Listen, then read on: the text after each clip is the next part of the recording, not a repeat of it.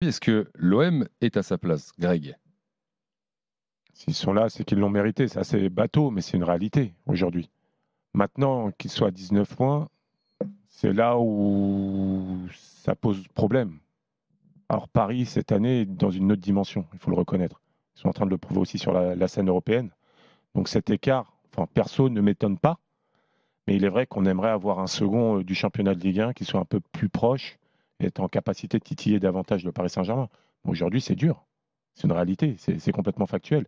Mais si l'OM est devant, c'est que derrière, ça n'a pas fait le travail non plus, hein. Donc, des équipes comme Monaco a eu un passage délicat. Ils auraient pu être second. Lille, c'est la même chose, même s'ils ont perdu des plumes avec la Ligue des Champions, à l'image de Monaco aussi. Mais pour l'instant, l'OM, avec uniquement la Coupe de France en plus, aurait dû être plus proche de Paris. Maintenant, on peut en débattre très longtemps. Jusqu'à minuit maximum. Ouais. Lionel? Je pense comme Greg. Je pense que 19 points, c'est trop.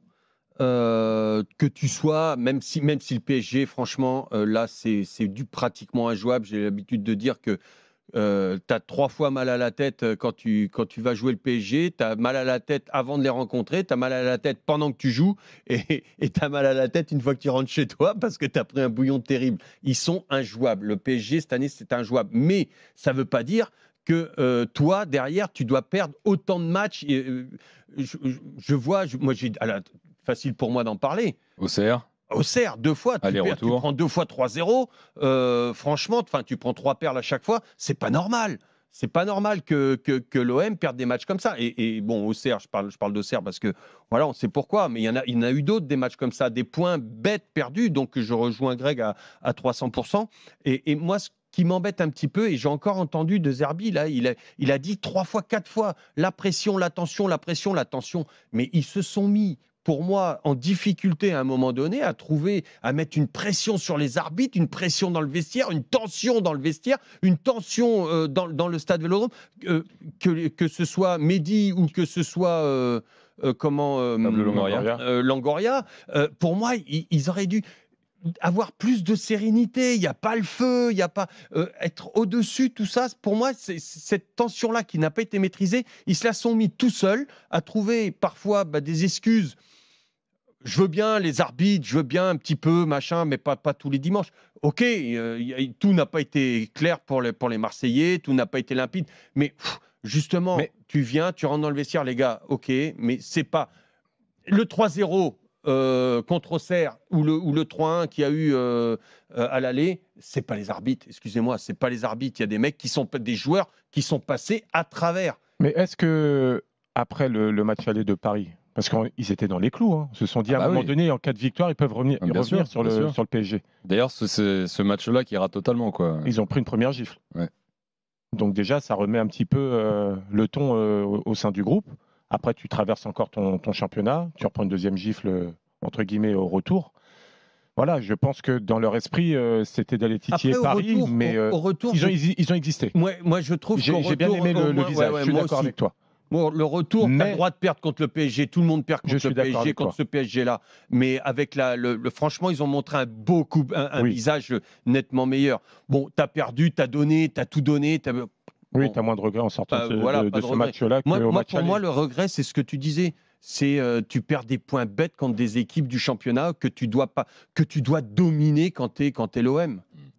Il y a eu Lens aussi qu'on peut rajouter juste avant la trêve. Tom est là, supporter marseillais, il nous a appelé au 32-16. Salut Tom, bienvenue dans l'after.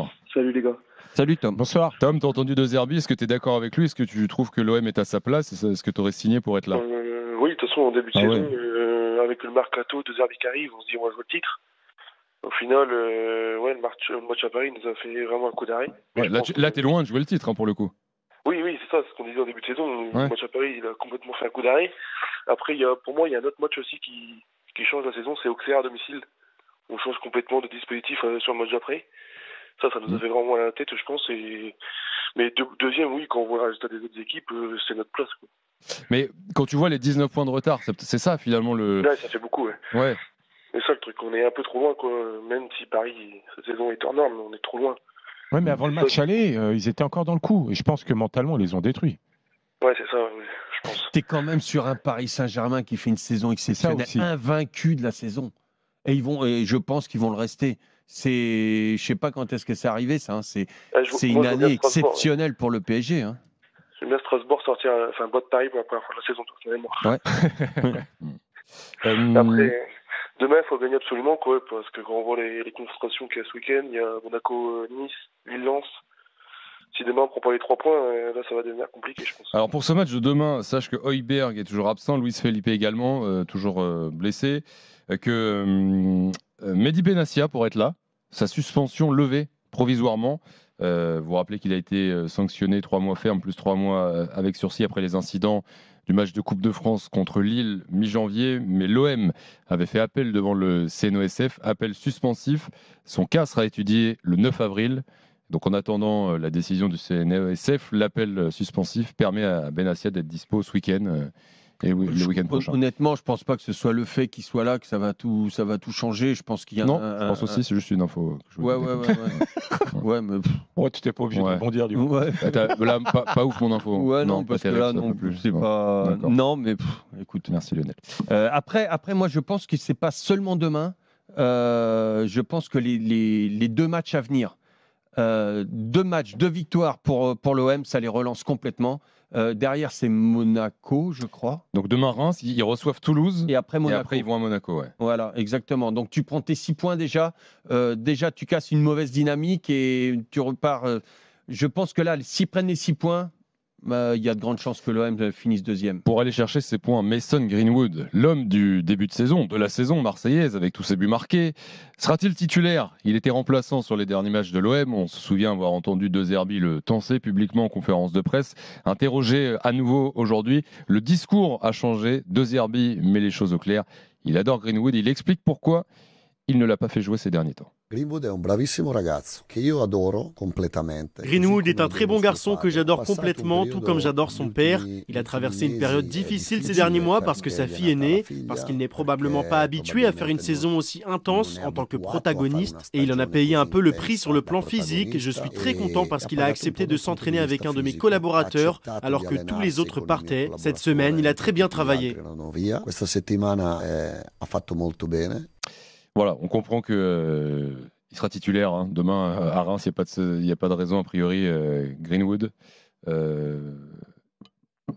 Oui. Non, Greenwood. Qu'est-ce qui lui manque à Greenwood? C'est avoir plus de constance dans la performance. Ouais. C'est un peu ce qu'il lui a reproché De Zerbi. Hein. C'est la réalité. C'est un joueur qui est en capacité de faire Il a des fulgurances, mais on attend beaucoup mieux. Et toujours délicat. Après, c'est toujours il y a un plafond de verre hein, pour certains joueurs. On se dit on attend, ça vient pas parce que peut-être qu'il n'est pas capable de le faire. Mais on sait que sur une action, il est capable de faire des exploits. Tom. Oui. Greenwood, tu vois est-ce que tu penses qu'il a atteint un plafond de verre ou tu penses qu'il peut aller encore plus haut? Ça, je sais pas. On verra l'année prochaine avec la Ligue des Champions s'il reste. Mais je pense qu'il va faire une grande fin de saison là, avec toutes les critiques qu'il a reçues. De Zerbi qui l'a bien chatouillé, je pense qu'il va finir fort. C'est mon avis. On aura besoin de lui de toute façon pour aller chercher la Ligue des Champions. Moi, je suis entièrement d'accord avec Greg. C'est-à-dire que c'est la constance qui lui manque. Il me vient en tête comme ça, tout de suite, on a vu un joueur qui manquait de constance, qui s'appelle Cherki. À chaque fois, on disait c'est un grand mec en devenir, c'est un mec, attention, le football qu'il a et tout.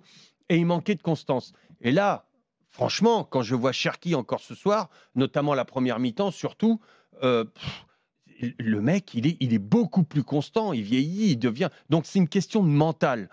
Quelque part, je me dis, Greenwood, il peut avoir la même chose. C'est peut-être une prise de conscience à un moment donné. Et s'il arrive à avoir cette constance-là, ça peut être un sacré joueur pour l'OM, ouais. Merci Tom d'avoir été là. À bientôt. Ouais. Bonne soirée. À très vite. Salut Franck, qui est là également au 32-16 supporters de l'OM. Salut Franck. Oui, salut, ça va? Ça va et toi? Merci de me prendre à la ligne. Mais après, moi, ce que je parlais, c'est par rapport à Greenwood. Ouais. Et Greenwood, il fait pas trop les efforts défensifs et tout quantifié. Et à la base, c'est un joueur de pointe, qui est un buteur. Il est formé, avec le niveau qu'il a. Avec le niveau, pied droit, pied gauche, je joue de la tête, je le mettrai en pointeur et je mettrai quelqu'un d'autre à droite. Et tu penses que parce que là, déjà, De Zerbi a modifié son système pour Greenwood quand même, où il est passé avec ces espèces de 2 meneurs de jeu, il l'a recentré. Tu penses qu'il peut faire encore autre chose, De Zerbi, pour mettre mieux Greenwood? Toi, tu freines Dembélé, Franck? Ouais, moi parce que déjà, à la base, quand il était à Manchester, quand il jouait avec les jeunes, il jouait en pointe. Après, quand il est venu avec les pros, il l'a mis un peu sur le côté. Après, parce qu'il était jeune, vif, et qu'il pouvait faire la différence avec son pied droit et son pied gauche. Mais aujourd'hui, à Marseille, ce qui nous manque, c'est vraiment un vrai numéro 9.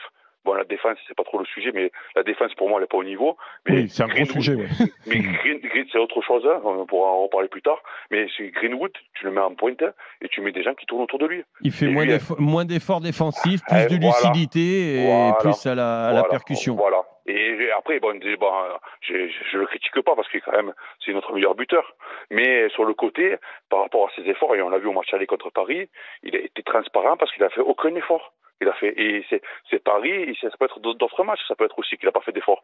Donc, tu penses pas qu'avec Gouiri, t'as trouvé ton numéro 9, non?